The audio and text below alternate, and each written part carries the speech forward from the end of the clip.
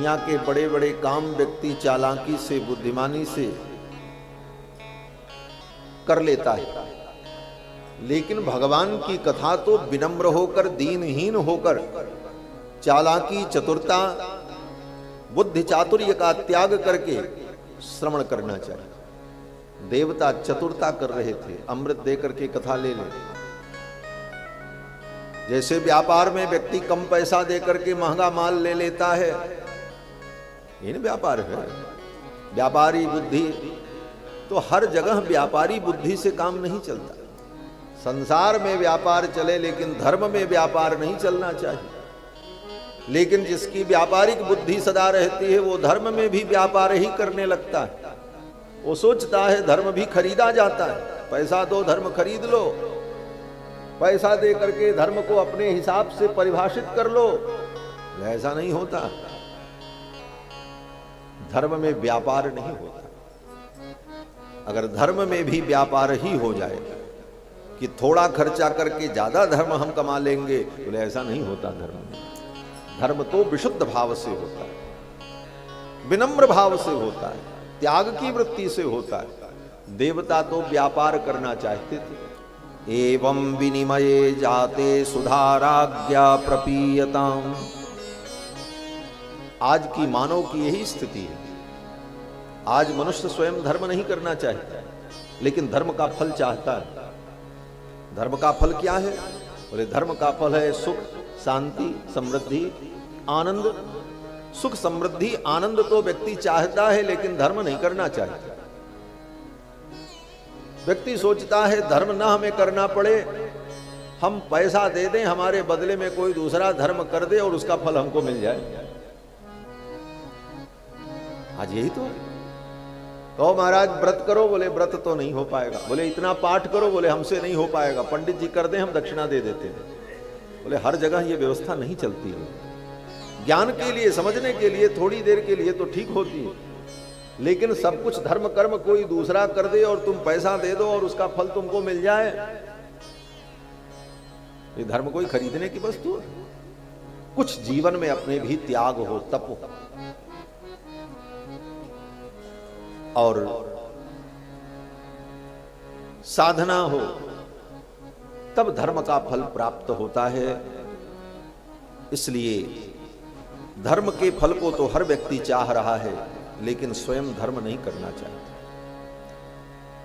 न अपना आहार शुद्ध करना चाहता है, न व्यवहार शुद्ध करना चाहता है, न जीवन शैली को बदलना चाहता है, न ढंग से वो तपोमय जीवन जीना चाहता है, लेकिन धर्म का फल जो सुख है वो चाहता है। और ये चतुराई काम नहीं आती है। ये चतुराई भगवान सब जानते हैं। बंधुओं, देवताओं ने कहा ये अमृत हमको मिल जाए। सुखदेव जी ने सोचा ये देवता तो बड़े चतुर हैं और ये स्वार्थी भी।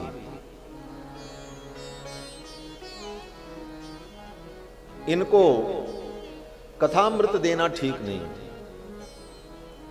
कथा अधिकारी व्यक्ति को सुनाना चाहिए, जो उस कथा का अधिकारी हो, जिसके हृदय में भगवत प्रेम हो। चतुरता और छल कपट से युक्त व्यक्ति को कथा सुनाने का भी कोई फल नहीं होता, वो कथा सुनाना व्यर्थ हो जाता है। सुखदेव जी ने सोचा ये देवता बड़े चतुर हैं, इनको क्या कथा सुनावें। अब ये यहां से चले जाएं तभी हम कथा शुरू करेंगे। अवांछनीय तत्व जब तक बैठा रहेगा तब तक तो कथा सुनाने वाले के अंदर भाव ही नहीं आएगा। सुखदेव जी ने सोचा अब ये चले जाएं तब मैं कथा सुनाऊं, और देवताओं को सुखदेव जी ने विदा कर दिया। क्यों विदा कर दिया? बोले अभक्तास्ताश्च विज्ञाय न ददौ स कथामृतम। अभक्तास्ताश्च विज्ञाय, उन देवताओं को सुखदेव जी ने अभक्त समझा। ये भक्त नहीं है, और जो भक्त नहीं उसको क्या कथा सुनाए। अब ये चले जाएंगे तभी हम कथा सुनाएंगे। हमारे पूज्य महाराज श्री थे, कथा में जो आगे बैठे, अगर कहीं इधर उधर वो देख ले महाराज श्री कहते थे उठो पहले जाओ यहां से पीछे जाओ, तुम पूरी कथा बिगाड़ोगे। तो बोले तुमको कथा सुनना नहीं तो आगे क्यों बैठे? जिसको कथा नहीं सुनना वो पीछे बैठे और जब मन करे तब उठ करके चला जाए, और आगे वो बैठे जो बैठे तो फिर अंत तक बैठा रहे, तब कथा होती है। और कोई सोए, कोई बीच बीच में मोबाइल चलाए, 3 बार पानी पिए, तो फिर कथा क्या है? अरे 3 घंटे शांति से बैठकर भगवान में मन लगाओ, तब कथा सुनने का आनंद है। सुखदेव जी ने उनको विदा कर दिया देवताओं, और राजा परीक्षित को कथा सुनाई। नैमिषारण्य की पावन धरती पर 88,000 शौनकादि मुनियों को यह कथा श्री सूत जी सुनाते। 88,000 मुनियों का प्रतिनिधित्व करने वाले श्री शौनक जी महाराज, महर्षि शौनक, जो ऋग्वेद के आचार्य हैं, परम विद्वान हैं, सूत जी के चरणों में बैठकर उन्होंने प्रश्न किया कि हे भगवान, इस घोर कलिकाल में जीव के कल्याण का उपाय क्या है? यह घोरे कलौ प्रायो जीवश्चासुरताम गतः। इस कलयुग में प्रायः मनुष्य आसुरी स्वभाव के हो चुके हैं। कलयुग का यही प्रभाव है। देखने में तो हम मनुष्य जैसे दिखते हैं, लेकिन हमारा स्वभाव असुरों जैसा हो गया।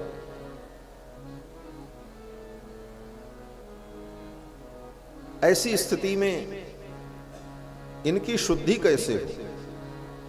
क्लेशाक्रांतस्य तस्यैव शोधने किम परायण। इनकी शुद्धि कैसे हो? हम तो हैं मनुष्य, लेकिन स्वभाव असुरों जैसा बना लिया है। ये स्वभाव कैसे बदले? इसकी शुद्धि कैसे हो? इसका उपाय क्या है?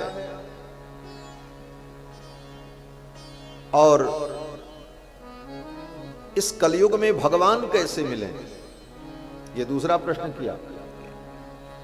कृष्ण प्राप्ति करम सस्वत साधनम तद्वदाधुना। कृष्ण की प्राप्ति का निश्चित साधन क्या है? कृष्ण कैसे मिले, इसका आप हमें वर्णन करके सुनाओ। शौनक जी ने कहा, हे गुरुदेव, आपकी कृपा होगी तो निश्चित रूप से हमारा मनोरथ पूर्ण होगा। स्वर्ग में चिंतामणि होती है, उस मणि का बड़ा महत्व है, लेकिन क्या महत्व है? बोले वो स्वर्ग की चिंतामणि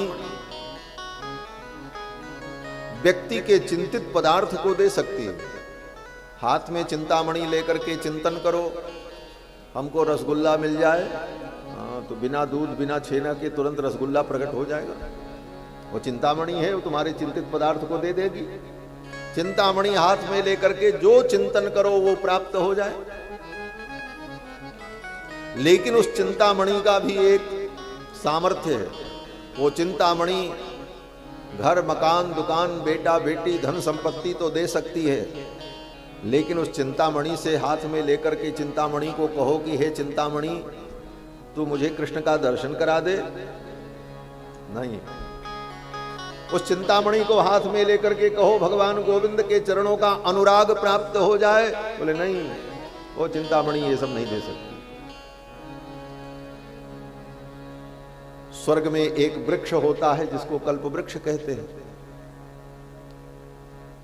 उस कल्प वृक्ष की विशेषता क्या है? बोले उसकी भी यही विशेषता है। कल्प वृक्ष के नीचे जाकर जो कल्पना करो वही कल्पना साकार हो जाए। लेकिन उस कल्प वृक्ष से कहो हमें कृष्ण से मिला दो, हमें भगवान के चरणों की भक्ति दे दो, हमें संसार बंधन से मुक्त कर दो, हमारे जन्म जन्मांतर के पापों को नष्ट करके गोविंद के चरणों में स्थान प्रदान कर दो। बोले वो कल्प वृक्ष ये नहीं कर सकता।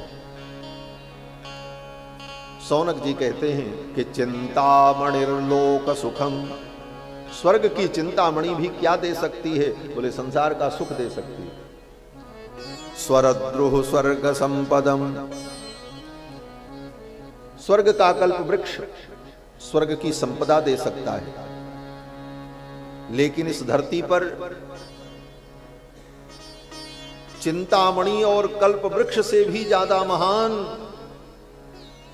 अगर कोई दिव्य वस्तु है तो वो क्या है? बोले वो गुरु है।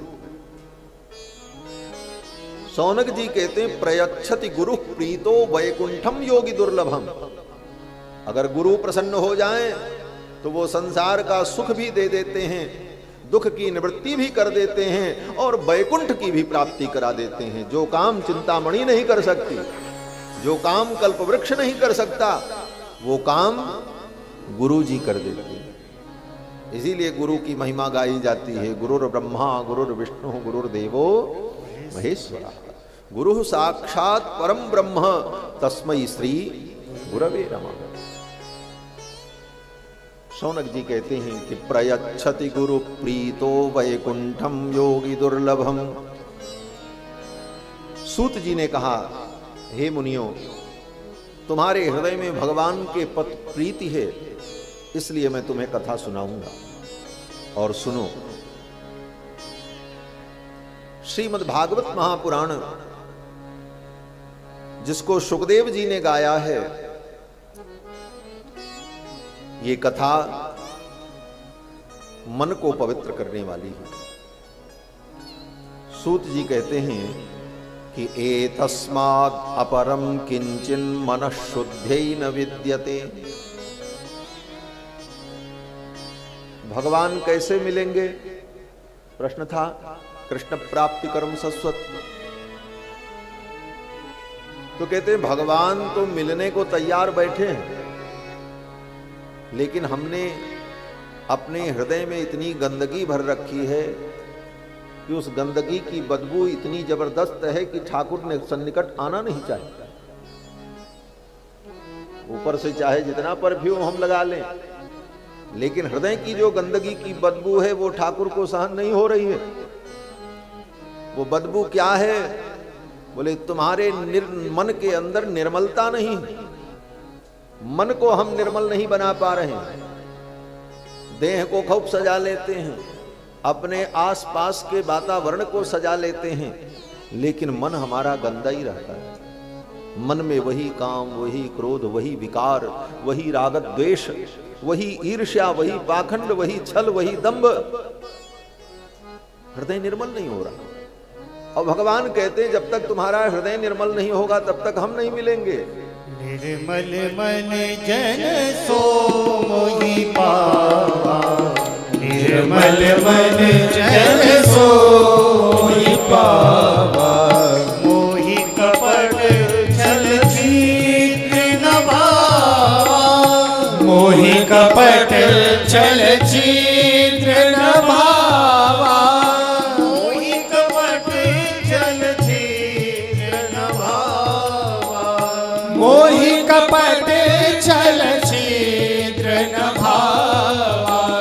निर्मल मन जन सो मोहि पावा, निर्मल मन जन सो मोहि पावा, निर्मल मन जन सो। भगवान कहते हैं निर्मल मन जन सो मोहि पावा। मुझे कौन पाएगा? कहते जिसका मन निर्मल होगा। पॉइंट टू पॉइंट बात करिए, ज्यादा विस्तार करने की जरूरत नहीं। पहली बात, भगवान कैसे मिलेंगे? तो बोले भगवान से ही पूछ लो कैसे मिलोगे भाई आप। तो भगवान कहते पहले तुम अपना मन निर्मल करो। निर्मल मन जन सो मोहि पावा, मोहि कपट छल छिद्र न भावा। अब मन निर्मल करना है। अब मन कैसे निर्मल करें? कौन से साबुन से इसको धुलें? कहां जाएं? गंगा नहा लें? बोले गंगा नहाओगे तन निर्मल हो जाएगा। दान करोगे धन निर्मल हो जाएगा। तपस्या करोगे तन निर्मल होगा। मन, बोले मन तो ज्यों का त्यों बना रहता है। बोले मन को निर्मल करने का क्या उपाय है? इसको किस गंगा में स्नान करें? तो वेद व्यास जी कहते हैं अपने मन को जब भगवान की कथा गंगा में स्नान कराओगे तब ये मन निर्मल होगा। जब तक आपका मन कथा गंगा में डुबकी नहीं लगाएगा, बार बार भगवान की कथा को, चरित्र को नहीं सुनोगे, तब तक मन निर्मल नहीं होगा। एतस्मात् अपरम किंचिन मनः शुद्ध्यै न विद्यते। सूत जी कहते हैं, हे मुनियों, भगवान की कथा के अतिरिक्त मन को शुद्ध करने वाला दूसरा कोई साधन नहीं है। चाहे जितना तीर्थ में घूम लो, तपस्या कर लो, दान कर लो, अनुष्ठान करवा लो, बड़े बड़े भंडारे कर लो, पुण्य मिलेगा, उसका फल भी मिलेगा, लेकिन मन की शुद्धि, बोले मन की शुद्धि तो बिना कथा सुने नहीं होगी। इसीलिए बार बार भगवान की कथा श्रवण करते रहना चाहिए। बार बार भगवान की कथा को सुनो। ज्यों ज्यों भगवान की कथा को सुनते रहोगे, मन शुद्ध होता चला जाए। स्वयं भगवान कहते हैं, यथा यथात्मा परिमृज्यते सौ मत्पुण्य गाथा श्रवणाभिधानैः तथा तथा पश्यति वस्तु सूक्ष्मम चक्षुर यथैवांजन संप्रयुक्तम। भगवान श्री कृष्ण कहते हैं कि यथा यथात्मा परिमृज्यते सौ मत्पुण्य गाथा श्रवणाभिधानैः। जब जीव मेरी इस पुण्य गाथा को, कथा को बार बार सुनता है, तो धीरे धीरे उसका मन निर्मल होने लगता है, और फिर धीरे धीरे उसका मन इतना निर्मल हो जाता है कि उसके मन के दर्पण में ही भगवान का दर्शन होने लगता है। जैसे शीशे में मुंह नहीं दिखता है, कब? बोले जब शीशा गंदा होता है। शीशा साफ हो जाए बोले तो उस दर्पण में फिर अपना मुख प्रतिबिंब दिखता है। ये मन रूपी दर्पण जो है, इस मन रूपी दर्पण पर जो गंदगी जमी है, उसे जब साफ करेंगे तो अपने मन रूपी दर्पण में ही गोविंद का दर्शन हो जाएगा। इसीलिए भक्तों ने गाया है ना, ये मन दर्पण कहलाए। ये मन क्या है? वो दर्पण है। जिस दर्पण में हम गोविंद का दर्शन करें, लेकिन वो इतना गंदा है, और वो तो गंदा ही है, लेकिन साथ साथ हम अंधे भी हैं। हाँ, ये दूसरी विडंबना है। शीशा बहुत साफ हो लेकिन अंधा व्यक्ति हो तो क्या करे? अंधे को क्या दिखेगा? आंख भी हो और दर्पण भी साफ हो। इसीलिए गोस्वामी जी कहते हैं, मुकुर मलिन अरु नयन विहीना राम रूप देखें किम दीना। मुकुर मलिन, मन रूपी मुकुर माने दर्पण मलिन है, और आंख से हम अंधे। तो आंखों में हमारे लालसा की ज्योति हो और हमारा मन रूपी दर्पण निर्मल हो जाए, तो फिर तो भगवान का साक्षात्कार हो। इसका उपाय क्या है? बोले इसका उपाय यही है कि भगवान की कथा सुनने से दोनों काम हो जाएगा। दोनों काम क्या होगा? बोले कथा सुनने से मन रूपी दर्पण भी निर्मल हो जाएगा और भगवत दर्शन की लालसा भी उत्पन्न हो जाएगी। दोनों उत्पन्न होगा। जब तक सुनोगे नहीं तब तक लालसा कहां से उत्पन्न होगी? सीधी सीधी बात है, कोई कंपनी अपने सामान को बेचने के लिए प्रचार करती है, अगर वो प्रचार न करे तो कौन जानेगा कि उस सामान का महत्व क्या है? फिर तो कोई नहीं खरीदने वाला। लेकिन जब लोग सुनते हैं कि इसका महत्व है, उसका महत्व सुनते हैं और जानते हैं, तब लोग उसको खरीदने लगते हैं। उसी तरह भगवान के विषय में जब तक सुनोगे नहीं, तब तक भगवान को पाने की इच्छा भी नहीं उत्पन्न होगी। इसलिए भी कथा सुनना चाहिए। मुकुर मलिन अरु नयन विहीना राम रूप देखें किम दीना।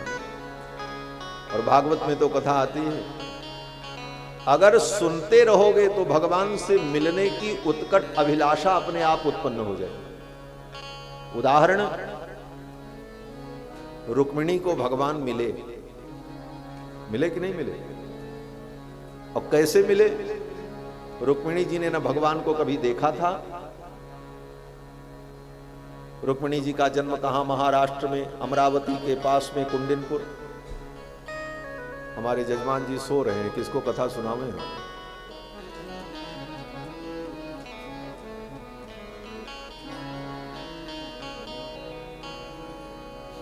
सोएंगे तो कथा कैसे होगी महाराज, हम भी सो जाएंगे फिर तो।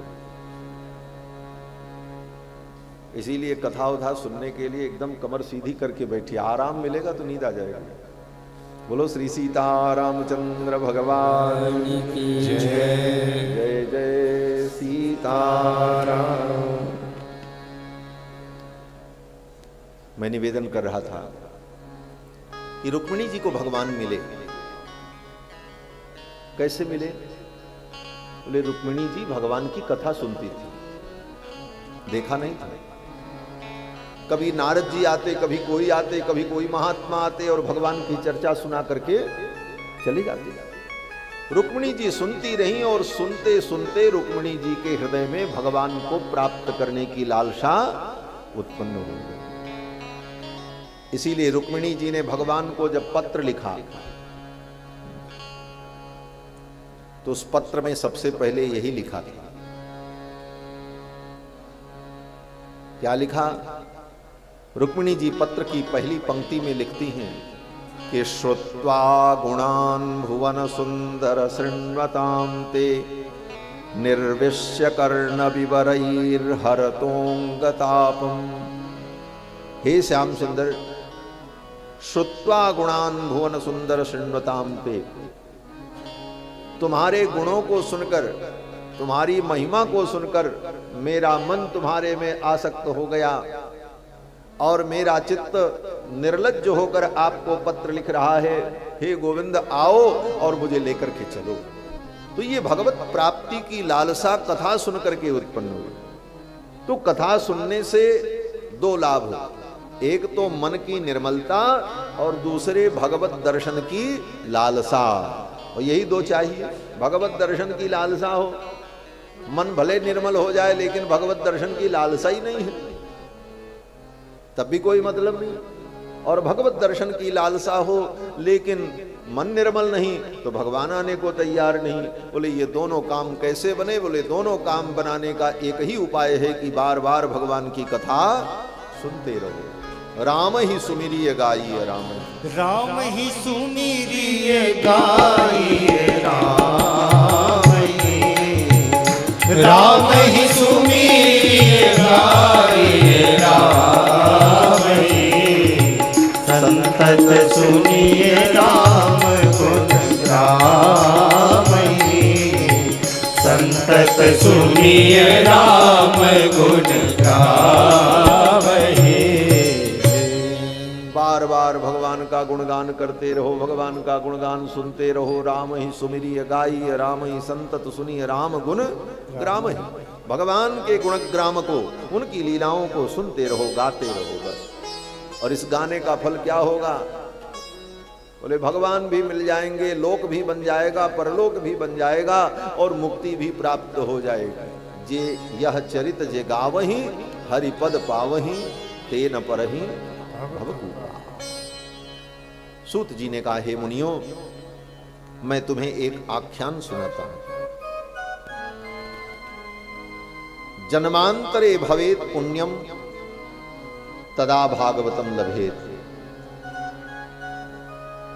व्यक्ति ने अगर जन्मांतर में, पहले के जन्मों में उसने अच्छे कर्म किए हैं तभी उसको भागवत की कथा सुनने को मिलेगी। भागवत की कथा सुनने को ऐसे नहीं मिलती। भागवत की कथा सुनने को तभी मिलेगी जब जन्मांतर में उसने पुण्य किया होगा, नहीं तो भागवत के नाम पर नौटंकी जरूर मिल जाएगी। आजकल भागवत के नाम पर नौटंकी बहुत बड़ी बड़ी होती है। भागवत की कथा कम होती है और दुनिया के प्रपंच की वार्ता बहुत ज्यादा होती है। भागवत की कथा तभी मिलेगी जब जन्मांतर में पुण्य होगा। जन्मांतरे भवेत पुण्यम तदा भागवतम लभेत।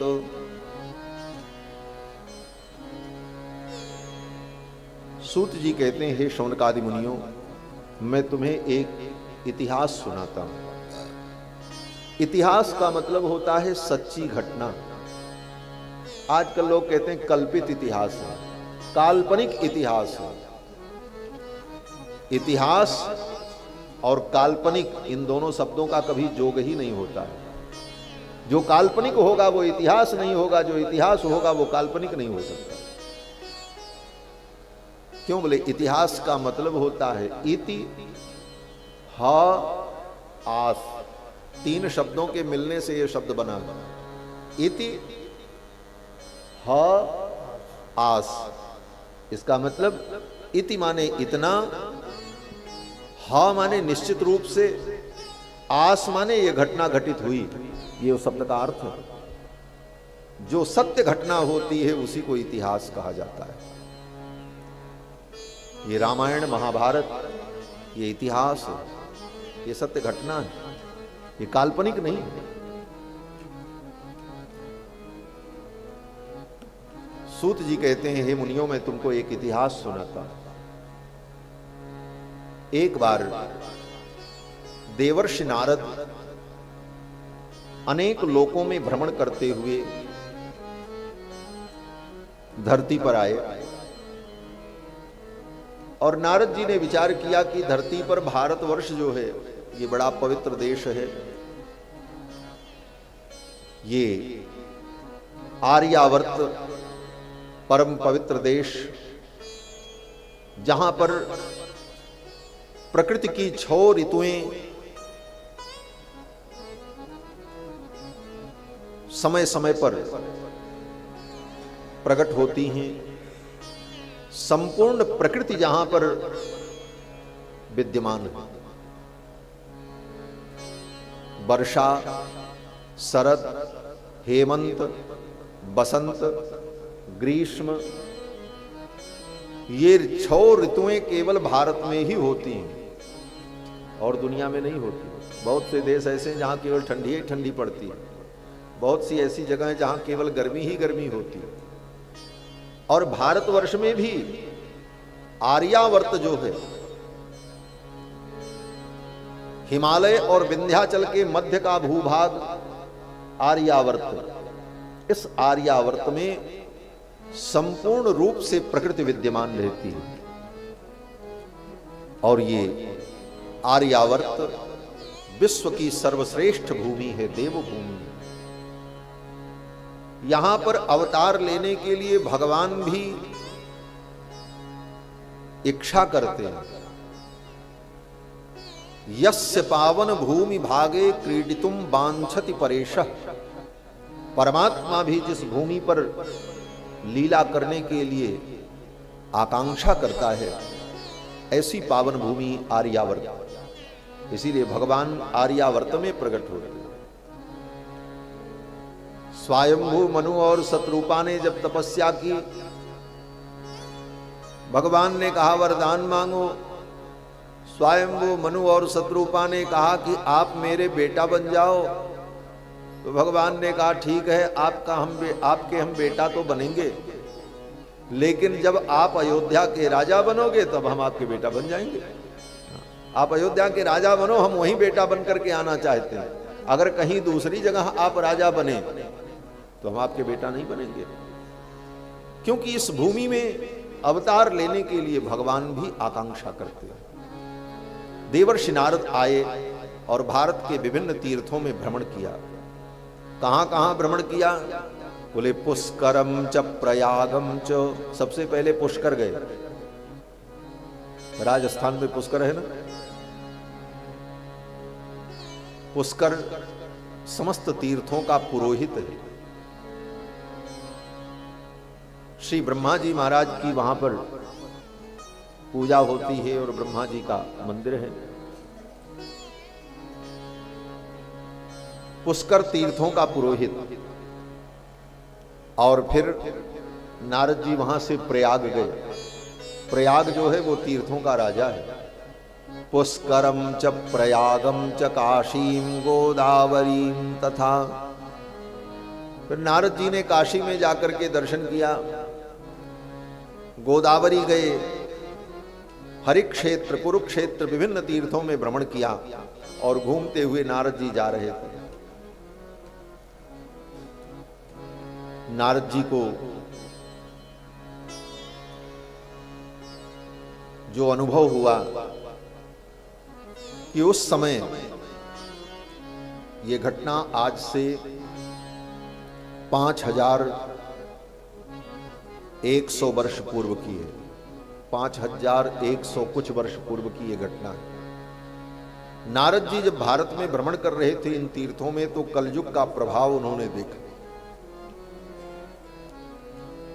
क्या प्रभाव देखा?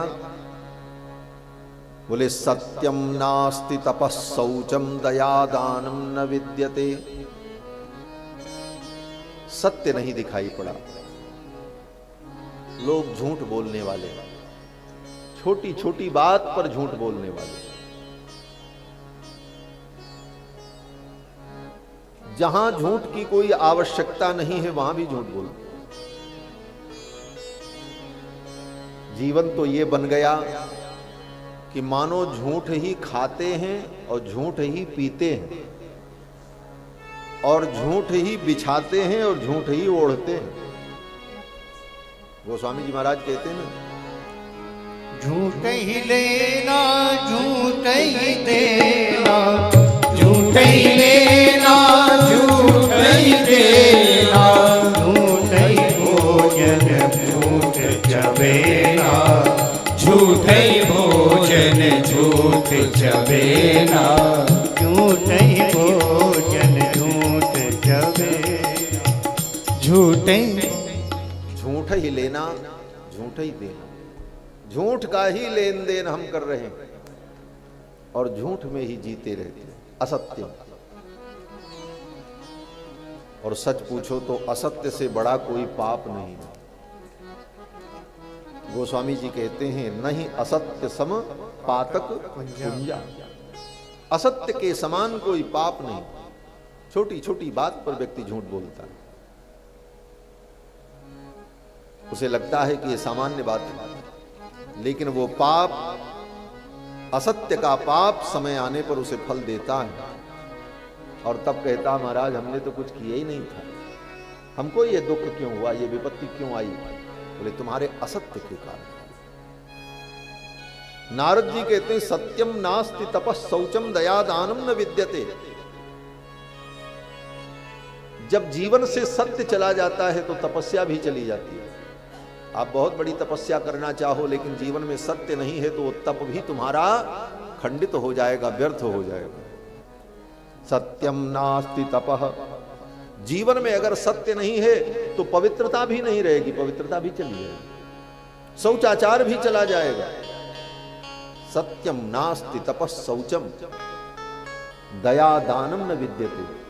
अगर जीवन में सत्य नहीं रहा तो न तुम्हारे अंदर दया टिकेगी न दान टिकेगा, वो भी चला जाएगा। सत्यम नास्ति तपः शौचम दया दानम न विद्यते। नारद जी ने देखा कलयुग का यही प्रभाव। उदरम भरिणो जीवाह। मनुष्यों की स्थिति क्या हो गई? बोले केवल पेट भरने के चक्कर में परेशान, सवेरे से शाम। भूल गई राग रंग, भूल गई खजड़ी, और 3 चीज याद रहा, नून तेल लकड़ी। सवेरे से शाम तक नून तेल लकड़ी की व्यवस्था में जीवन चला। पेट भरने के लिए जितना मनुष्य परेशान होता है उतना 84 लाख योनि के अन्य जीव परेशान नहीं होते। सोचो, जबकि तुम्हारे पास साधन है, तुम्हारे पास संसाधन है, तुम्हारे पास बुद्धि है, प्रकृति के संपूर्ण संसाधन का तुम उपभोग कर रहे हो, लेकिन फिर भी तुम सुबह से शाम तक पेट के लिए परेशान हो। और पशु पक्षियों को देखो, न उनके पास खेत है, न खेती है, न मकान है, न दुकान है, न कोई उपाय है, न बुद्धि है, न संसाधन है, लेकिन उन्हें पेट की चिंता नहीं होती। रात में भोजन करके चिड़िया अपने घोंसले में जाती है और निश्चिंत होकर के सोती है, जिस परमात्मा ने कल भोजन दिया था वो कल फिर देगा। इतना भी लेकर के नहीं जाती। और हम बोले बैंक बैलेंस करने में लगे हैं, बटोर के रखने में लगे हैं, हम खाएं, हमारी अगली पीढ़ी खाए। सोचो, हम पशु पक्षी से भी गए गुजरे, और इतना करने के बाद भी मनुष्य तृप्त नहीं हुआ, हाय हाय कर रहा। और उस हाय हाय का परिणाम कि सारे संसाधन होने के बाद भी मनुष्य दुखी। जितना मनुष्य दुखी है उतना कोई प्राणी इस धरती पर दुखी नहीं। पशु पक्षियों को न हमारे आप जैसी कोई भयंकर बीमारी होती है, न उनको कोई टेंशन है, न उनको डिप्रेशन है, होता है कोई दिक्कत, न उनका किसी से कोई द्वेष है, न लड़ाई है, न कोई मुकदमा है, न कोर्ट है, न कचहरी है, न नुकसान है, न लाभ है, न हानि है, सबसे परे। और मनुष्य के पास सब कुछ होते हुए केवल मोह के कारण, अज्ञान के कारण वो सारे दुख प्राप्त कर रहा। नारद जी ने देखा उदरम भरिणो जीवाह, सारे मनुष्य पेट भरने के धंधे में ही परेशान है। और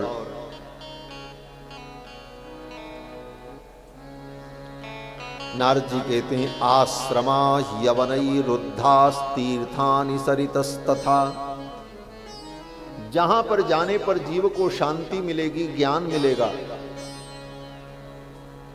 आश्रम, तीर्थ, नदियों का तट, उन जगहों पर भी जाकर के दुष्ट और पापी लोग बस गए, उसकी भी महिमा को खत्म कर दिया। 5000 वर्ष पहले नारद जी थे। आश्रमा यवनैहि रुद्धा, यवनों ने, मलेच्छों ने, पापियों ने तीर्थों में जा जाकर के तीर्थों की महिमा को भी समाप्त कर दिया। तीर्थ में तो कल्याण की भावना से आना चाहिए। कल्याण की भावना से 10 लोग आए तीर्थ में,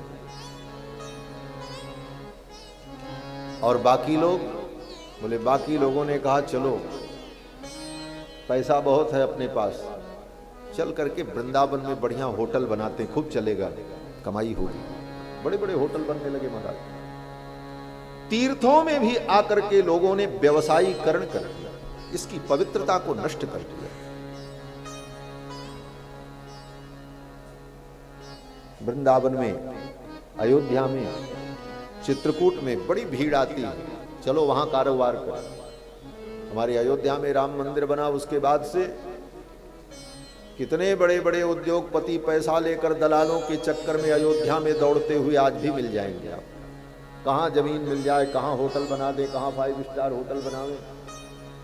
इस कारण से इन तीर्थों की महिमा नष्ट हो गई। कारण होटल में आएंगे कौन?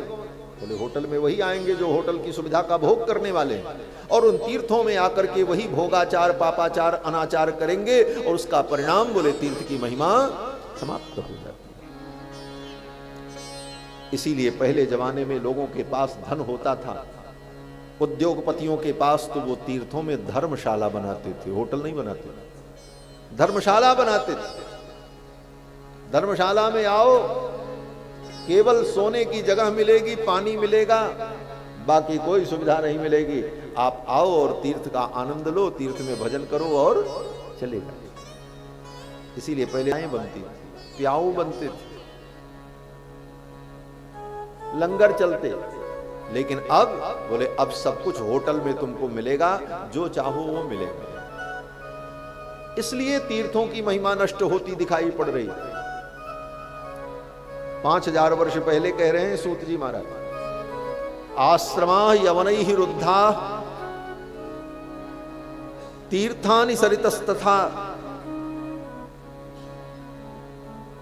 और नदियों का तट, वो सब पापी प्राणियों के द्वारा दूषित कर दिया। और तो और कलयुग का प्रभाव, अट्टशूला जनपदा शिवशूला द्विजातयः, लोग अन्न विक्रयी हो गए। शिवशूला द्विजातयः, ब्राह्मण वेद विक्रयी हो गए। दक्षिणा के लालच में ब्राह्मण पापी पामर प्राणियों के सामने भी जाकर के वेद मंत्र पढ़कर और मंत्र पढ़ पढ़कर उनकी प्रशंसा और चापलूसी करने लगे। जिन पापी प्राणियों को वेद मंत्र सुनने का भी अधिकार नहीं, ऐसे पापियों के सामने वेद मंत्र पढ़कर केवल दक्षिणा के लोभ में वेदों को भी बेच डाला। अट्टशूला जनपदाह शिवशूला द्विजातय, शिवशूल हो गए।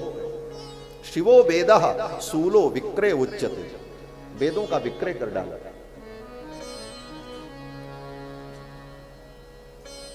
और कामिन्य केशशूलिन्य, स्त्रियां भी अपने पारंपरिक आचार विचार और संस्कार से विमुख हो गई।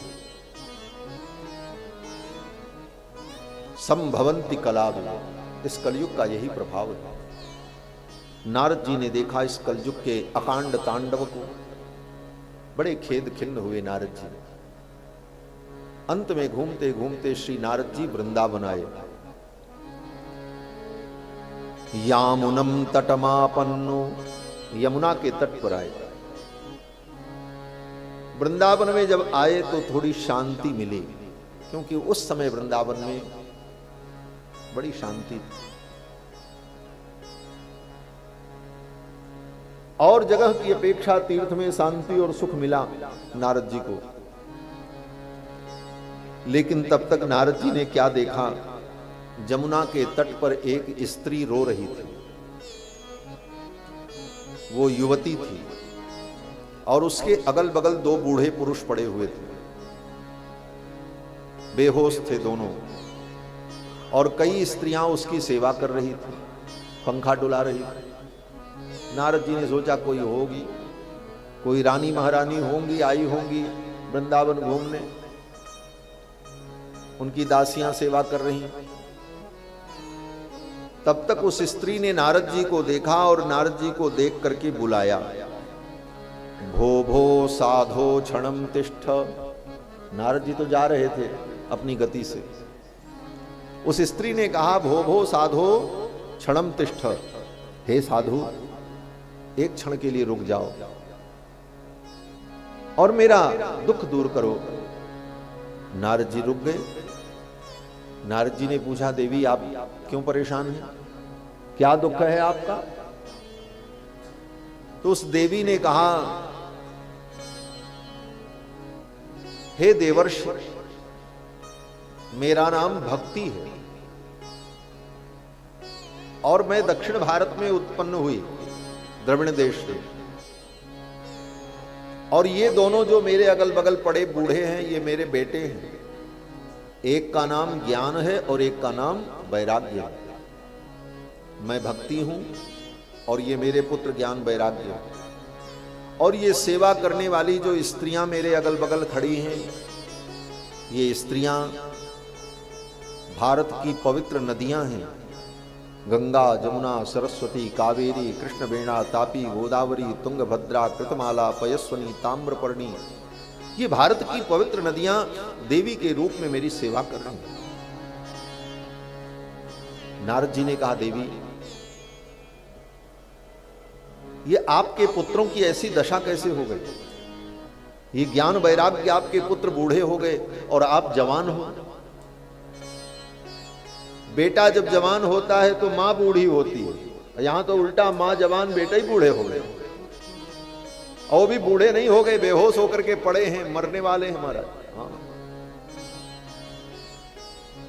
नारद जी ने कहा, देवी आप यहां कैसे कैसे आई वृंदावन में? तो भक्ति महारानी ने कहा, मैं द्रविड़ देश में उत्पन्न हुई, फिर कर्नाटक में मैं आई तो बड़ी हो गई। उत्पन्ना द्रविणे साहम वृद्धिम कर्नाटके गता। कर्नाटक में मैं बड़ी हो गई। और क्वचिन क्वचिन महाराष्ट्रे, महाराष्ट्र में मेरा कहीं कहीं प्रचार प्रसार हुआ। लोगों ने बहुत ज्यादा आदर नहीं किया, लेकिन कहीं कहीं हमारा महाराष्ट्र में प्रचार हुआ। क्वचिन क्वचिन महाराष्ट्र। लेकिन उसके आगे जब मैं गुजरात में आई तो गुर्जरे जीर्णताम गता। गुजरात में आते ही मैं जीर्ण हो गई। गुजरात में आकर के भक्ति जीर्ण हो गई। भक्ति महारानी कहती हैं कि गुजरात में इतना पाखंड था कि उस पाखंड के कारण भक्ति जीर्ण हो गई। भक्ति महारानी कहती फिर वहां से किसी प्रकार में अपने पुत्रों को लेकर के यहां आई वृंदावन। वृंदावन में आते ही मैं जवान हो गई। वृंदावनम पुनः प्राप्य नवीन एव स्वरूपिणी। वृंदावन में आते ही मेरा स्वरूप तो नवीन हो गया, लेकिन ये मेरे पुत्र ज्ञान वैराग्य अभी भी बूढ़े हैं, इनको आप ठीक करो। बोले ये बूढ़े क्यों हो गए? तो भक्ति कहती हैं कि ज्ञान वैराग्य नामानौ काल योगे न जर्जरौ। ये कलयुग के प्रभाव से बूढ़े हो गए। वृंदावन में भक्ति तो जवान हो गई, लेकिन ज्ञान वैराग्य बूढ़े पड़े। इसका क्या मतलब है? बोले इसका यही मतलब है कि भक्ति तो हमारे आपके जीवन में दिखाई पड़ती है। भक्ति न होती तो यहां क्यों आते? भक्ति न होती तो कथा क्यों सुनने जाते? भक्ति न होती तो दान पुण्य क्यों न करते? भक्ति तो है, लेकिन भक्ति रो रही है। कारण बोले उसके पुत्र ज्ञान वैराग्य असमर्थ है। वही स्थिति हमारी आपकी है, भक्ति जीवन में है, लेकिन फिर भी हम रो रहे हैं। छोटी छोटी समस्याएं हमें रुला देती हैं। संसार के लोभ में मोह में पड़कर हम रोते रहते हैं, दुखी होते रहते हैं और भक्ति भी करते रहते हैं। वो दुख दूर नहीं हो पा रहा है। कारण बोले हमारे अंदर जो ज्ञान है, जो वैराग्य है, वो कमजोर हो चुका है। भक्ति के पुत्र का नाम ज्ञान और वैराग्य है। जब तक ज्ञान वैराग्य मजबूत नहीं होगा, तब तक भक्ति करने पर भी व्यक्ति रोता ही रहेगा। ज्ञान और वैराग्य दृढ़ हो। ज्ञान क्या है? बोले ज्ञान यही है कि भगवान के अतिरिक्त कोई तुम्हारा नहीं है। ये ज्ञान है, बस इतना ही ज्ञान है, इतना ही समझना है, और यही समझने में पूरा जीवन चला जाता है। भगवान के अतिरिक्त हमारा कोई नहीं है। क्यों? संसार में जितने लोग मिले यहीं मिले और यहीं छूटेंगे। मरने के बाद कोई किसी को नहीं मिलेगा। चाहे जितनी फोटो सजा करके रखो, आरती उतार लो, मरने के बाद कोई किसी को मिलने वाला नहीं। और पहले कभी मिले थे ये पता भी नहीं। ये जितने संबंध हैं संसार के, सब नाशवान हैं, और यहीं वो संबंध बनते हैं और यहीं छूट जाते हैं। परमात्मा ही एकमात्र जीव का अपना है, जो अनादिकाल से है, और चाह करके भी वो संबंध तोड़ा नहीं जा सकता। दुनिया के संबंध को तो व्यक्ति बनाता है और व्यक्ति ही तोड़ लेता है। 7 फेरे देकर के, 4 फेरे देकर, 7 प्रतिज्ञाएं करके, अग्नि को साक्षी करके व्यक्ति कहता है जन्म जन्म का साथ है हमारा तुम्हारा। 6 महीना बीतने के बाद कोर्ट में दोनों आमने सामने मिलते हैं, खत्म, सीताराम। ये संबंध है। क्या कहोगे इन संबंधों के मूल्यों को? ये संबंध कितने दिन रहने वाले हैं? इसी संसार में खत्म हो जाते हैं, देखा जाता है। बीच ही मिले बीच ही जई हैं। लेकिन भगवान से जीव का जो संबंध है वो अनादि है, अनंत है और नित्य है। चाह करके तुम भगवान के संबंध को तोड़ नहीं सकते। तुम कितना भी चाहो कि भगवान हमारे नहीं है, बोले तुम्हारे न चाहने से कुछ होने वाला नहीं। अब भगवान भी चाह लें कि ये जीव मेरा नहीं है, बोले ऐसा नहीं हो सकता। जीव और परमात्मा का संबंध ही नित्य संबंध है। वेद कहता है द्वा सुपर्णा सैजा सखाया समानम वृक्षम परिशस्व जाता।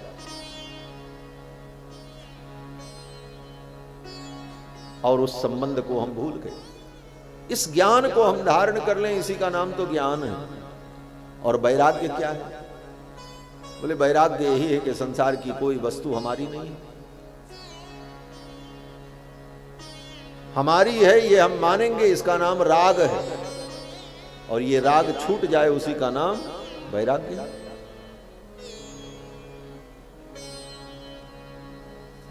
कोई भी वस्तु तुम्हारी है नहीं। ये धरती, आज लोग लड़ाई लड़ते हैं, ये हमारी। धरती मुस्कुराती है कि तुम्हारे जैसे लाखों आए, इसके लिए लड़े और चले गए, हम तो वहीं के वहीं हैं। धरती वहीं की वहीं है।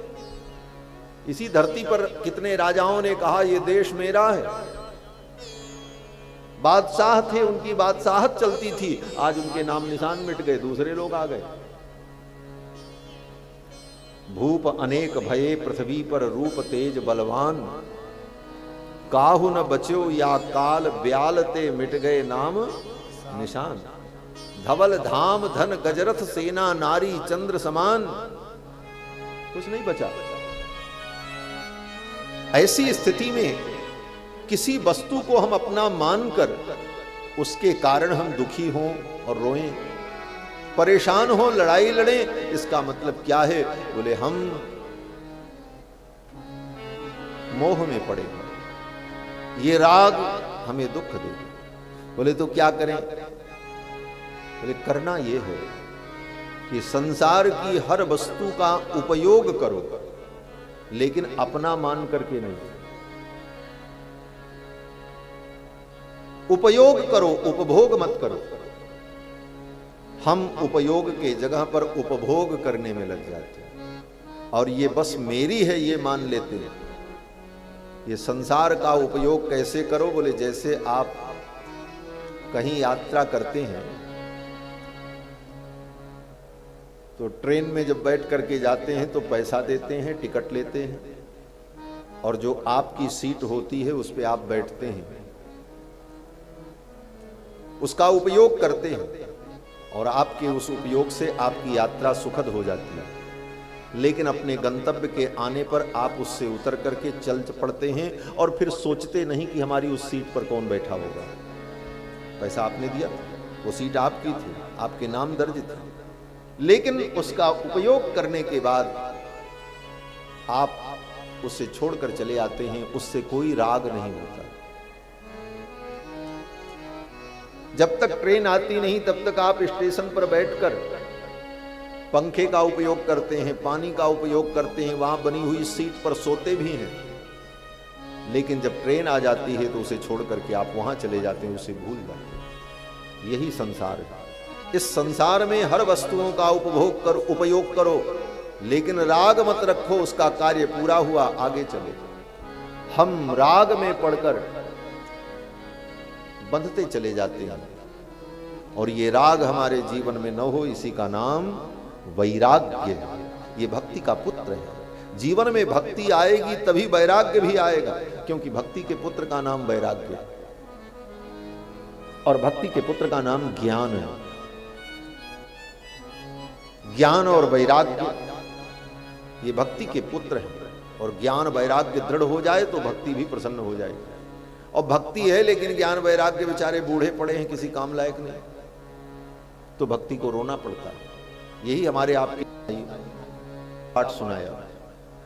लोग कहते हैं ना कि गीता कोई पाठ करे और आप बैठ करके केवल सुन लो। नारद जैसे ज्ञानी संत मिल जाएं और तुम्हारे कान में मंत्र फूंक दें, मंत्र दीक्षा दे दें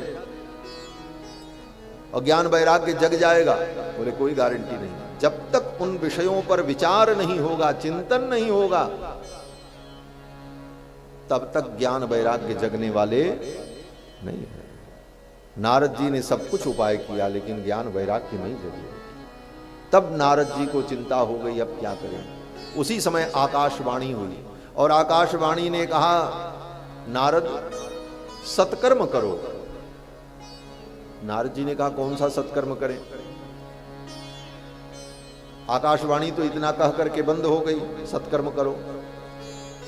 नारद जी ने सोचा आप कौन सा सत्कर्म करें, कहां जाएं। नारद जी ने ज्ञान भक्ति से कहा कि देवी अब आप यहीं रुको वृंदावन में, हम तो जा रहे हैं। भक्ति ने कहा आपने मेरा दुख दूर नहीं किया, मेरे बेटे तो ज्यों के त्यों पड़े हैं ज्ञान वैराग्य। नारद जी ने कहा बस इसी का उपाय ढूंढने जा रहा हूं, क्योंकि आकाशवाणी ने कहा है सत्कर्म करो। अब कौन सा सत्कर्म करें ये जानने के लिए मुझे जाना पड़ेगा। नारद जी चल पड़े और जहां जहां गए नारद जी ने बड़े बड़े महात्माओं से पूछा, बड़े बड़े ऋषियों से पूछा, किसी ने कोई सटीक उत्तर नहीं दिया। अंत में नारद जी पहुंचे कहां? बोले बद्रीनाथ धाम। बद्रीनाथ धाम में सनक सनंदन सनातन सनत कुमार, ये ब्रह्मा के मानस पुत्र नारद जी के बड़े भैया हैं, नारद जी के ये बड़े भाई हैं, ये चारों तपस्वी, ये चारों भाई वहां सत्संग करने के लिए आए थे। ये बालक बैठो। श्री सीतारामचंद्र भगवान की जय।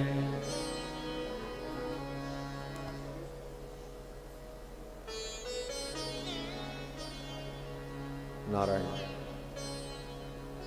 सनकादिक वहां सत्संग। हे देवर्षि, ज्ञान यज्ञ करो,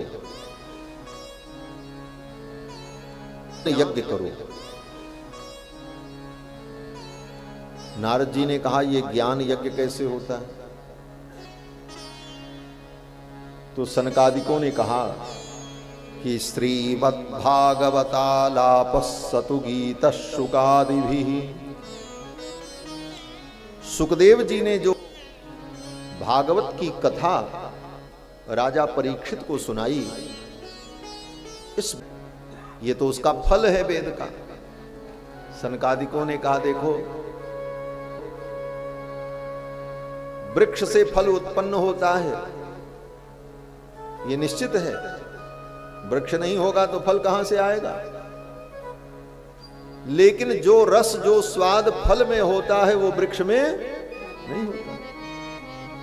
कोई कहे कि आम का फल बड़ा मीठा है, इसमें रस कहां से आया? ये मीठा रस इसमें एकत्रित हुआ कहां से आया? तो यही कहना पड़ेगा कि उस डाली में से आया, जो डाली उसमें लगी थी, जिस डाली में फल लगा था, उस डाली के माध्यम से ये रस आकर के एकत्रित होकर के फल बना। बोले उस डाली में कहां से आया? बोले डाली में आया तने से। तने में कहां से आया? बोले मूल वृक्ष से आया। बोले इसका मतलब उस मूल वृक्ष में, उस तने में, उस डाली में वो रस था, तभी तो फल में आया। बोले हाँ पक्की बात है, आया तो वहीं से। तो किसी ने कहा तो जब वो रस उसमें है तो फल खाने की क्या जरूरत है? डाली को ही खा लें, पत्ते को खा लें, तने को खा लें, वो रस तो उसमें भी है। बोले भले वो रस उसमें है, लेकिन डाली खाओ, तना खाओ, पत्ता खाओ, वो रस नहीं मिलेगा। है उसमें, लेकिन वो मिलेगा ही नहीं।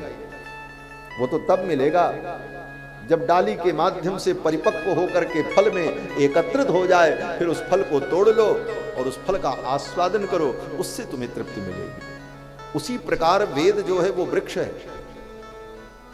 वेद वेदांत रूपी वृक्ष का जो पका हुआ फल है, उस वेद की शाखाओं से, डालियों से होकर के प्रवाहित होने वाला जो भगवत रस है, वह रस एकत्रित होकर के फल के रूप में जब टपका तो वही श्रीमद् भागवत महापुराण है। ये श्रीमद् भागवत, ये वेद रूपी वृक्ष का पका हुआ फल है। निगम कल्प तरोर गलितम फलम शुक मुखात अमृतत्र संगीतम। और सुखदेव जी के मुख का स्पर्श प्राप्त करके ये और भी मधुर हो गया।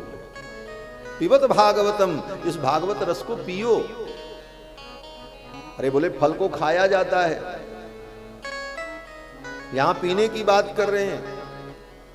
पहले तो कहा निगम कल्प तरोर गलितम फलम, और फिर कहते हैं पिबत फलम पिबत, फल को पियो। बोले फल को तो खाया जाता है, फल को पिया कैसे जाएगा? कहते हैं हाँ फल को खाया जाता है, लेकिन कौन से फल को खाया जाता है? बोले जिस फल में छिलका हो, जिस फल में बीज हो, उसमें से बीज को निकालकर, छिलका को निकाल करके बचे हुए अंश को खाया जाता है। लेकिन कल्पना करो कोई ऐसा फल हो जिस फल में छिलका भी नहीं है, बीज भी नहीं है, केवल रस ही रस है। बोले तब उसे खाने की जरूरत नहीं, उसे तो फिर पीने की जरूरत है, उसे पी जाओ।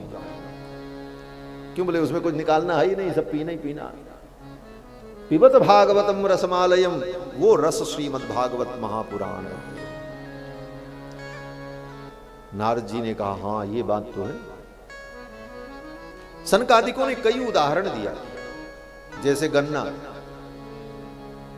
गन्ने में चीनी होती है, लेकिन आपको सीरा बनाना है, बर्फी बनानी है, पेड़ा बनाना है, तो गन्ने के टुकड़े काट काट करके डाल दो तो क्या वो मीठा होगा?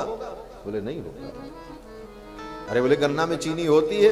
बोले होती तो है, लेकिन वो हलवा बनाना है, सीरा बनाना है, चाय बनानी है, दूध में मीठा मिलाना है, तो गन्ना डालने से नहीं होगा। बोले तब? बोले उस गन्ने को मशीन में पेर कर उसके रस को निकाल करके उसे घोंट करके जब उसकी शक्कर तैयार हो जाए, फिर वो शक्कर चाहे हलवा में डालो तो हलवा भी मीठा हो जाए, चाय में डालो चाय मीठी हो जाए, दूध में डाल दो दूध मीठी हो जाए। जितने व्यंजन बनाना है बना लो। उसी प्रकार वेद के रस को निकालकर, उस रस को घोंट कर बढ़िया शक्कर तैयार कर दिया भागवत के रूप में वेद व्यास जी ने। वेदों के तत्व को निकालकर, वेदों के रस को निकालकर सुंदर घोंटी शक्कर तैयार कर दी और ये शक्कर आपको दे दी। बोले अब इस शक्कर को मिला करके जितना व्यंजन बनाना है बना लो। कितने व्यंजन? बोले भक्ति के जितने व्यंजन हैं, श्रवणम कीर्तनम विष्णु स्मरणम पाद सेवनम अर्चनम वंदनम दास्यम सख्यम आत्मनिवेदनम, भक्ति के जितने भेद प्रभेद हैं वो सब क्या है? बोले वही व्यंजन है। भक्ति को ही हमारे यहाँ व्यंजन का, व्यंजन माने व्यंजयतीति व्यंजन, जो व्यंजित कर दे, व्यक्त कर दे। ये भक्ति वो व्यंजन है जो परमात्मा को व्यक्त कर देती है। इसलिए उस भक्ति के व्यंजन का निर्माण करने के लिए भागवत की घोटी हुई शक्कर अपने पास रखो और मिलाते जाओ, जितना व्यंजन है सब मीठा बनता चला जाएगा। पिबत भागवतम रसमालय। नारद जी ने कहा ये तो बड़ी अद्भुत चीज है, हम नहीं जान पाए थे। कैसे जान पाते? क्यों? तो नारद जी कहते हैं कि जब तक जीवन में सत्संग नहीं होगा तब तक विवेक की प्राप्ति नहीं हो सकती। ये नारद जी ने कहा। नारद जी कहते हैं आपका सत्संग हमको मिला तब ये ज्ञान हमको पता चला कि भागवत की इतनी महिमा है। नारद जी कहते हैं भाग्योदयेन बहुजन्म समर्जितेन सत्संगमं च लभते पुरुषो यदा वै अज्ञान हेतु कृत मोह मदांधकार नाशम विधाय ही तदोदयते विवेका। नारद जी कहते हैं हे मुनिवर, जब जीव का भाग्योदय होता है, बहुजन्म समर्जितेन, अनेक जन्मों के अर्जित पुण्य प्रकट होते हैं, तब सत्संगमं च लभते, तब उसे सत्संग मिलता है। और सत्संग में आकर अज्ञान का हेतु जो मोह है वो नष्ट होता है और विवेक की उत्पत्ति होती है। आज आपका सत्संग मिला तो मुझे भागवत की महिमा का ज्ञान हुआ। अब आप ये बताओ कि इस भागवत को सुनकर ज्ञान वैराग्य भक्ति तीनों ठीक हो जाएंगे, तो आप चलो हमारे साथ और वृंदावन में चल करके ये कथा सुनाओ। सनकादिकों ने कहा वृंदावन जाने की जरूरत नहीं है, जहां कथा होगी भक्ति महारानी अपने पुत्र ज्ञान वैराग्य को लेकर के वहीं चली आएंगे। अब ये दूसरी महत्वपूर्ण बात है, जहां कथा होगी वहां भक्ति अपने पुत्र ज्ञान वैराग्य को लेकर के आ जाती है। आपको भक्ति चाहिए, आपको ज्ञान चाहिए, आपको वैराग्य चाहिए, कहां मिलेंगे? बोले तुम कथा में आओ, कथा में आओगे तो इसी कथा में भक्ति महारानी अपने पुत्र ज्ञान वैराग्य को लेकर के आएंगी और यहीं मिल जाएंगी, कहीं जाने की जरूरत नहीं है। नारद जी ने कहा तो फिर कथा कहां होगी? सनकादिकों ने कहा गंगा के तट पर। गंगा तटम समाजग्मुः कथापानाय सत्वराः। बद्रीनाथ धाम से उतरकर सनकादिक और नारद जी हरिद्वार आए गंगा के तट पर। हरिद्वार का एक नाम है गंगा द्वार, हरिद्वार का एक नाम है गंगा द्वार। गंगा द्वार समीपे तु तटमानंद नामकम। गंगा का तट हरिद्वार आए सनकादिक वहां पर और कथा का आयोजन किया।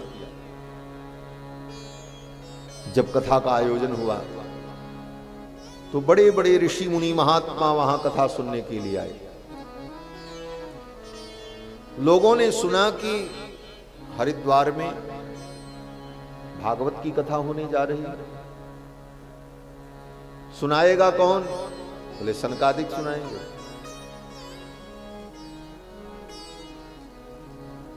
और आयोजन कौन कर रहा? बोले नारद जी। ये सुनकर कथा सुनने के लिए श्रोता लोग दौड़ पड़े। और कहां कहां से श्रोता आए? बोले भूर्लोके देवलोके च ब्रह्मलोके तथैव च। धरती पर, स्वर्ग में, ब्रह्मलोक में सर्वत्र चर्चा हुई कि गंगा के तट पर कथा होने जा रही है। सर्वत्र प्रचार हुआ महाराज।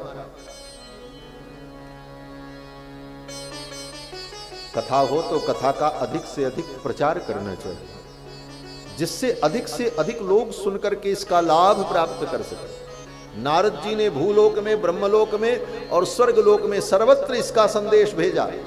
सब कथा सुनने आओ। बहुत से लोग कहते हैं महाराज सबको बुला लेंगे तो बैठने की जगह कहां होगी। बोले ये सोच करके कथा नहीं करनी चाहिए। कथा तो ऐसी हो महाराज जितने लोग आवे सबको जगह मिले बैठने। सब आए। भूर्लोके देवलोके च ब्रह्मलोके तथैव च। कितने लोग कहते हैं महाराज कथा तो हम अपने लिए करा रहे हैं, दुनिया आवे चाहे ना आवे। बोले ये भी सोचना बहुत गलत है, बहुत गलत है। कथा हम करा रहे हैं तो हम ही सुनेंगे और कोई नहीं सुने। और जितने लोग सुनेंगे उसका फल होगा। क्या फल होगा? बोले कथा के दान का फल होगा। आपने कथा का दान किया, आपकी व्यवस्था के कारण अनेक लोगों ने कथा सुनी, उन्हें कथा मिली। यह एक महान पुण्य हुआ। गोपियां कहती हैं इस धरती पर सबसे बड़ा दानी कौन है? बोले जो भगवान की कथा का दान करता है। ये सोना चांदी दान करने वाले, रुपया पैसा दान करने वाले बहुत बड़े दानी नहीं माने जाते। सबसे बड़ा दानी कौन है? बोले जो भगवान की कथा का दान करता है। गोपियां कहती हैं तब कथामृतं तत्त्वजीवनं कविविदितं कल्मषापहम् श्रवणमङ्गलं श्रीमदाततं भुवि गृह्णन्ति ते भूरिदा जना। भुवि गृह्णन्ति ते भूरिदा जना। गोपियां कहती हैं तब कथामृतम, हे कृष्ण ये तुम्हारी जो कथा है ना ये अमृत के समान है। तब कथामृतम, तप्त जीवनम, संसार से तपे हुए प्राणियों के लिए ये जीवन के समान है। श्रवण मंगलम, इसके सुनने से ही जीव के जीवन में मंगल होने लगता है, उसके अमंगल खत्म हो जाते हैं। क्यों? बोले मंगल भवन का चरित्र जब हम सुनेंगे तो हमारे जीवन में भी मंगल होने लग जाएगा। मंगल भवन अमंगल हारी, भगवान ही तो मंगल भवन है। पवित्राणाम पवित्रम यो मंगलानाम च मंगलम। गोपियां कहती हैं श्रवण मंगलम श्रीमदाततम, भगवान की कथा सुनने का फल क्या है? बोले श्रीमदाततम, हमारे जीवन में ऐश्वर्य, धर्म, वैभव, यश, कीर्ति, इन सब का आगमन हो जाता है। ये समस्त प्रकार की स्त्री को देने वाले श्री मदातता। फिर आगे गोपियां कहती हैं भुवि गृणंति ते भूरिदा जनाः, जो इस कथा का दान करते हैं वो सबसे बड़े दानी हैं। उनसे बड़ा दानी कोई नहीं। क्यों? बोले दुनिया का जितना दान है वो सब खत्म हो जाएगा। आप किसी को बड़े अच्छे कीमती कपड़े दे दो, कितने दिन रहेगा? 2, 4, 10 साल, उसके बाद फटफटा करके खत्म। खूब खाने की वस्तु दे दो, कितना दिन खाएगा? एक दिन वो वस्तु खत्म हो जाएगी। दुनिया का हर दान नष्ट हो जाता है, एक ही दान ऐसा है कथा का दान जो कभी नष्ट नहीं होता। ये दान जन्म जन्मांतर तक ज्ञान के रूप में उसके हृदय में विराजमान रहता है। इसलिए गोपियां कहती हैं भुवि गृणन्ति ते भूरिदा जना, ये कथा का दान है। और कथा का दान दो लोग मिलकर के करते हैं।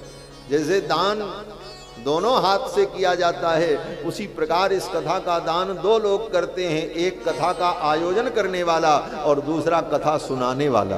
वक्ता और यजमान दोनों मिल करके यह दान करते हैं, तब ये दान संपन्न होता है।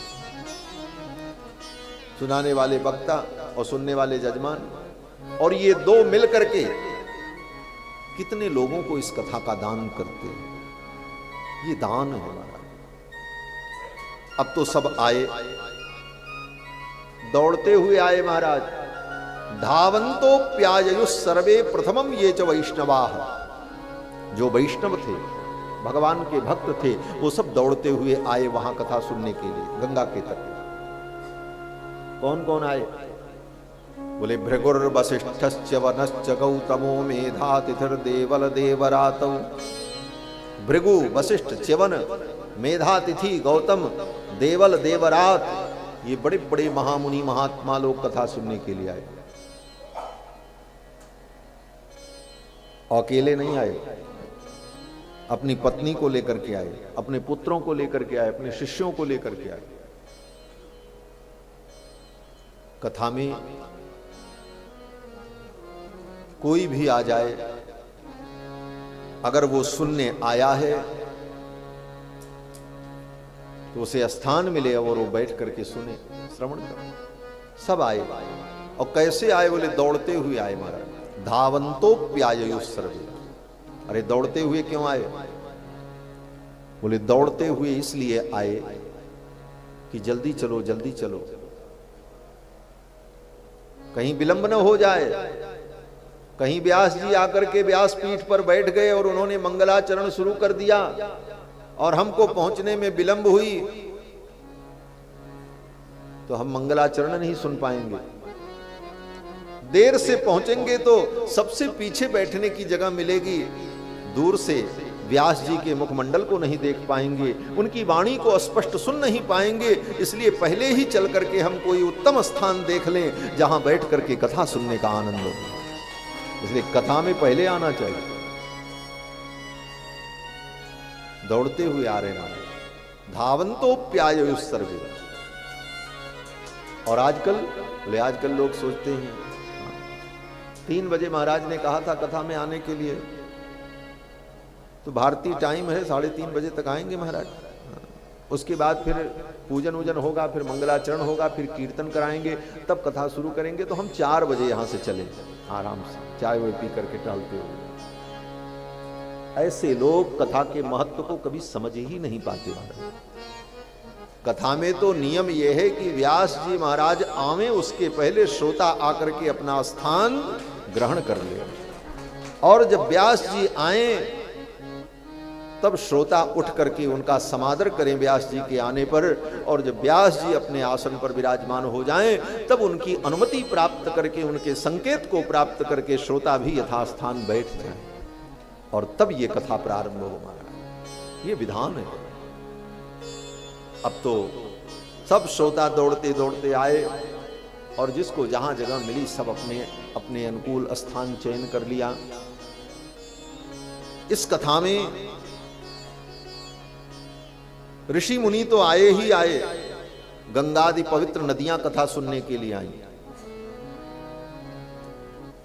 17 पुराण कथा सुनने के लिए आए महाराज।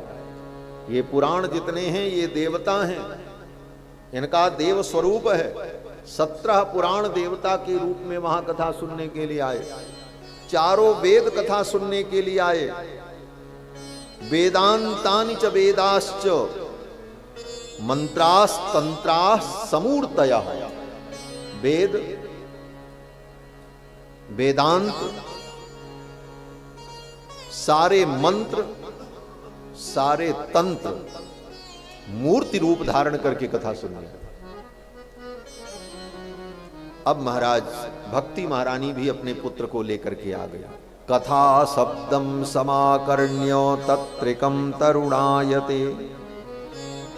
भक्ति महारानी अपने पुत्र ज्ञान वैराग्य को लेकर के कथा में आ गई।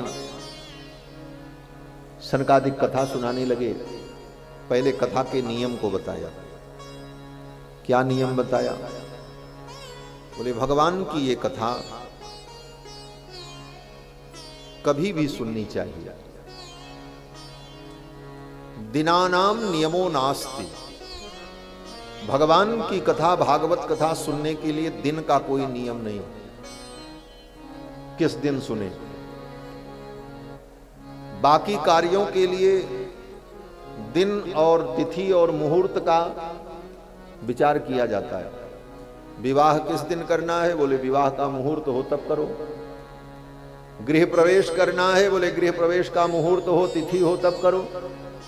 लेकिन भगवान की कथा के लिए, बोले भगवान की कथा के लिए न किसी मुहूर्त की जरूरत है, न किसी तिथि की जरूरत है। जब मन करे तब शुरू कर दो।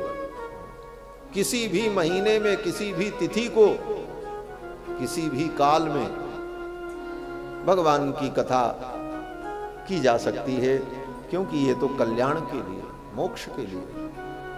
दिनानाम नियमो नास्ति सर्वदा श्रवणम मतम। भागवत की कथा सभी दिन सुनो, सदा सुनो। और तुलसी की सेवा और गाय की सेवा और श्रीमद् भागवत महापुराण, ये तीनों एक समान है। तुलसी पोषणम चैव धेनूनाम सेवनम समम। और ऐसी भागवत की कथा को जिसने श्रवण नहीं किया, आजन्म मात्रमपि येन सठेन किंचित चित्तम विधाय सुख शास्त्र कथा न पीता। सनकादिक कहते हैं जिसने मनुष्य जीवन पा करके आजन्म मात्रमपि, जन्म से लेकर जीवन में कभी भी जिस व्यक्ति ने एन सठेन किंचित चित्तम विधाय सुख शास्त्र कथा न पीता, जिसने अपने चित्त को समाहित करके इस सुख शास्त्र को, भागवत को पिया नहीं, सुना नहीं, वो मनुष्य कैसा है? सनकादिक कहते हैं चांडाल वच्च। वो चांडाल है, वो चांडाल के समान है। और इतना ही नहीं, खरवत, वो गधा है। गालियां दी हैं। जिसने कथा नहीं सुनी वो कौन है? बोले चांडाल है, वो गधा है। सनकादिक कहते हैं वो तो गधा है, और गधे से भी ज्यादा गया गुजरात। चांडाल वच्च खरवत मिथ्या स्वजन्म जननी जनि दुख भाजा। उसका जन्म भी व्यर्थ हो गया। क्यों व्यर्थ हो? कथा में जब पहुंची तो बीचों बीच में, श्रोता और वक्ता के बीच में जो खाली जगह थी, उसी जगह में आकर के भक्ति महारानी खड़ी हो गई। लोगों ने देखा। क्या देखा? बोले भक्ति सुतौ तौ तरुणौ गृहीत्वा। भक्ति के दोनों पुत्र तरुण हो गए, जवान हो गए। ज्ञान भी जवान हो गया और वैराग्य भी जवान हो गए। और दोनों को लेकर के भक्ति महारानी आई, दोनों का हाथ पकड़े हुए। और भक्ति महारानी जब आई, प्रेमैक रूपा सहसा विरासीत। प्रेम स्वरूपिणी भक्ति महारानी अपने पुत्र ज्ञान वैराग्य को लेकर के जब वहां आई तो लोगों ने देखा भक्ति महारानी के मुख से मधुर मधुर भगवान नाम संकीर्तन हो रहा था। भक्ति महारानी कुछ गुनगुना रही थी और भक्ति महारानी जो गुनगुना रही थी उसी को सुन करके ज्ञान वैराग्य जो थे वो कोरस कर रहे थे, वो दोहरा रहे। ज्ञान वैराग्य का यही काम है। भक्ति महारानी पहले बोलती, फिर ज्ञान वैराग्य उसको दोहराते और फिर भक्ति महारानी बोलती। बोले क्या हो रहा था? बोले सुंदर कीर्तन करती हुई भक्ति महारानी ज्ञान वैराग्य को लेकर के आई। और कीर्तन क्या कर रही थी? बोले श्री कृष्ण गोविंद हरे मुरारे नाथेति नामानि मुहुर्वदन्ति। ये कीर्तन बड़ा प्रसिद्ध है, जन जन की जिह्वा पर यह कीर्तन रहता है। श्री कृष्ण गोविंद हरे मुरारे हे नाथ नारायण वासुदेव। यही कीर्तन करती हुई भक्ति महारानी अपने पुत्र ज्ञान वैराग्य को लेकर के वहां हरिद्वार में सनकादिकों की सभा में उस कथा में आ गई। श्री कृष्ण गोविंद हरे मुरारे नाथेति नामानि मुहुर्वदन्ति। बार बार इसी पंक्ति को मुहुर्मुहु बार बार इसी पंक्ति को दोहराती हुई भक्ति महारानी वहां प्रकट हो। ये भक्ति महारानी का बड़ा प्रिय कीर्तन है, भक्ति के मुख से निकलता है। इसका मतलब बोले आपके मुख से अगर ये कीर्तन सदा निकलता रहे तो समझ लो आपके अंदर भक्ति बैठी हुई है, क्योंकि भक्ति के मुख से यही कीर्तन निकलता है। श्री कृष्ण गोविंद हरे मुरारे हे नाथ नारायण वासुदेव। श्री कृष्ण गोविंद हरे मुरारे हे नाथ नारायण वासुदेव। श्री कृष्ण गोविंद हरे मुरारे हे नाथ नारायण वासुदेव। श्री कृष्ण गोविंद हरे मुरारे हे नाथ नारायण वासुदेव। श्री कृष्ण गोविंद हरे मुरारे हे नाथ नारायण वासुदेव। श्री कृष्ण गोविंद हरे मुरारे हे नाथ नारायण वासुदेव। हे नाथ नारायण वासुदेव। हे नाथ नारायण वासुदेव। हे नाथ नारायण वासुदेव। हे नाथ नारायण वासुदेव। हे नाथ नारायण वासुदेव। हे नाथ नारायण वासुदेव। हे नाथ नारायण वासुदेव। हे नाथ नारायण वासुदेव। कृष्ण गोविंद हरे मुरारे हे नाथ नारायण वासुदेव। श्री कृष्ण गोविंद हरे मुरारे हे नाथ नारायण वासुदेव। हे नाथ नारायण वासुदेव। हे नाथ नारायण वासुदेव। हे नाथ नारायण वासुदेव। हे नाथ नारायण वासुदेव। हे नाथ नारायण वासुदेव। हे नाथ नारायण वासुदेव। हे नाथ नारायण वासुदेव। हे नाथ नारायण वासुदेव। कृष्ण गोविंद हरे मुरारे हे नाथ नारायण वासुदेव। श्री कृष्ण गोविंद हरे मुरारे हे नाथ नारायण वासुदेव। कृष्ण राधे कृष्ण राधे राधे राधे कृष्ण राधे कृष्ण राधे कृष्ण राधे राधे राधे कृष्ण राधे कृष्ण राधे कृष्ण राधे राधे राधे कृष्ण राधे कृष्ण राधे कृष्ण राधे राधे राधे कृष्ण राधे कृष्ण राधे कृष्ण राधे राधे राधे कृष्ण राधे कृष्ण राधे कृष्ण राधे राधे राधे कृष्ण राधे कृष्ण राधे कृष्ण राधे राधे राधे कृष्ण राधे कृष्ण राधे कृष्ण राधे राधे राधे कृष्ण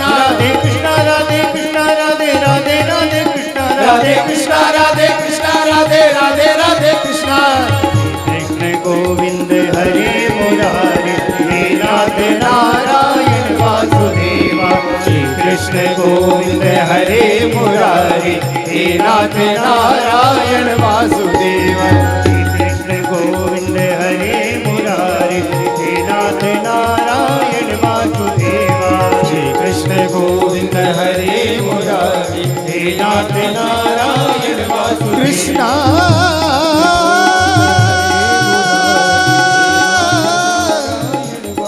राधे कृष्णा राधे कृष्णा हरे मुरारी हे नाथ नारायण वासुदेवा। बोलो श्री कृष्णचंद्र भगवान की जय। भक्ति महारानी अपने पुत्र ज्ञान वैराग्य को लेकर नाम संकीर्तन करती हुई आ गई। लोगों ने देखा, लोगों ने कहा ये कहां से आई, किधर से आई। आते हुए इनको किसी ने देखा ही नहीं। ये कहां से आई और कैसे आई, ये जानने की इच्छा लोगों ने जब की तो सनकादिकों ने उत्तर दिया। सनकादिकों ने कहा ये कहीं से नहीं आई। बोले तब? सनकादिकों ने कहा कि कथार्थतो निष्पतिताधुनेयम। ये जो कथा है ना, इसी कथा के अंदर से इनका प्रादुर्भाव हुआ है। ये कहीं से आई नहीं, इसी कथा से ये प्रकट हुई। यही उत्तर दिया। कथार्थतो निष्पतिता अधुना इयम। अभी अभी इसी कथा से इनका प्रादुर्भाव हुआ है। इसका मतलब, और इसका मतलब यही है कि भक्ति और ज्ञान वैराग्य को पाने के लिए कहीं जाने की जरूरत नहीं। भक्ति और ज्ञान वैराग्य को पाने के लिए जंगल में जाएं, पहाड़ पर जाएं, बोले कहीं मत जाओ, भगवान की कथा में जाओ। कथा में ही भक्ति महारानी उसी कथा में प्रकट होंगी और तुम्हारे जीवन में आ जाएंगी। आप जहां रहोगे, कथा श्रवण करोगे, तो भक्ति अपने पुत्र ज्ञान वैराग्य के साथ आपको मिल जाएगी। भक्ति कथा में मिलती है, ज्ञान कथा में मिलता है। महारानी जब आकर के बैठ गई, तब अब किसका आना बाकी है? बोले अब भगवान का आना बाकी है। सनकादिक कहते हैं सकल भुवन मध्य निर्धनास्ते धन्या। इस दुनिया में जो निर्धन है, दरिद्र है, वह भी धन्य हो जाता है। कब? बोले जब उसके जीवन में भगवान की भक्ति आ जाती है। बोले वो दरिद्र है, निर्धन है, भले उसके अंदर भक्ति आ जाए, फिर भी उसको कौन पूछेगा? क्योंकि आजकल लोग तो पैसे ही वाले को पूछते हैं। दादा बड़ा न भैया, सबसे बड़ा रुपया। रुपये वाले के अंदर दोष भी हो तो उसका गुण दिखता है। भर्तृहरि ने लिखा है अपने काव्य में, सएव वक्ता सच दर्शनीय। उसके पास बहुत पैसा है तो बहुत बड़ा वक्ता है हमारा। चाहे वो ऊल जलूल बोले, चाहे गलत बोले, चाहे सही बोले, उसी को लोग वक्ता मान लेते। सएव वक्ता सच दर्शनीय, वही देखने के योग्य है, भले उसकी नाक टेढ़ी हो, पैसे वाला है। लोक में धन की ये स्थिति है। सएव कुलीनः, भले उसके माँ बाप का पता न हो, चाहे वो अपने माँ बाप की नाजायज संतान हो, फिर भी धन अगर है तो संसार उसको सम्मान देता है। भर्तृहरि लिखते हैं कि सर्वे गुणा कांचन माश्रयन्ति, लेकिन भगवान की भक्ति अगर जीवन में आ गई तो सनकादिक कहते हैं भले दुनिया उसको न पूछे, भले वो दरिद्र हो, लेकिन भगवान की अगर भक्ति आ गई तो कोई उसके पास आए चाहे ना आए, उसके पास भगवान आते। सनकादिक कहते हैं कि कि हरिरपि निज लोकम सर्वथा तो विहाय प्रविशति हृदय तेषाम भक्ति सूत्रोपनद्धा। अगर वो दरिद्र भी है, उसके पास कुछ नहीं है, लेकिन भगवान के चरणों की भक्ति आ गई तो भगवान अपना बैकुंठ छोड़कर उसके हृदय में आकर के विराजमान हो जाते हैं। और जिसके हृदय में आकर के भगवान विराजमान हो जाएं, उसकी महिमा क्या कहना। इसलिए बड़े बड़े भक्तों के चरणों में बड़े बड़े धनपति आकर के नतमस्तक होते हैं। क्यों? बोले उन भक्तों के हृदय में भगवान बैठे। भले उन भक्तों के पास पहनने के लिए कपड़े नहीं है, फटी धोती है, फटी लंगोटी है, लेकिन लक्ष्मीपति परमात्मा उनके हृदय में है, इसलिए सब उन्हें प्रणाम करते हैं, उनका आदर करते हैं। ये भक्ति की महिमा है। भक्ति अगर पापी से पापी प्राणी के पास आ जाए तो वह भी पावन हो जाता है, पवित्र हो जाता है, और भगवान स्वयं चल करके उसके पास जाते हैं। गोस्वामी जी महाराज कहते हैं, पाई न केहि गति पतित पावन राम भज सुन सठ मना, गणिका अजामिल व्याध गीध गजादि खल तारे घना, आभीर जवन किरात खस स्वपचादि अति अघरूपजे, कही नाम बारक ते पावन हो ही राम नमामिते। भगवान की भक्ति से बड़े बड़े पापी भी पावन हो गए।